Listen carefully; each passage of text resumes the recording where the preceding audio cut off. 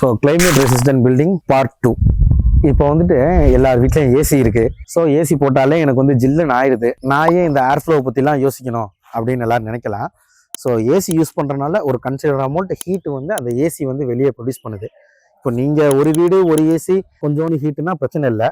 ஒரு 1000 வீடு மொத்தமாக நினைங்க, 1000 வீட்லேயும் ஏசி நினைங்க, 1000 வீட்டிலேருந்து வர சூடை நினைங்க, அது எவ்வளோ பெரிய விஷயமா இருக்குது. ஸோ ஆட்டோமேட்டிக்காக நம்மளுக்கு சுற்றி இருக்கிற இடத்த நம்ம சூடாக்குறோம். இதை குறைக்கிறதுக்கு தான் இந்த காத்தோட்டம் அவசியம்னு நான் சொல்கிறேன். ஏசி தேவையில்லை.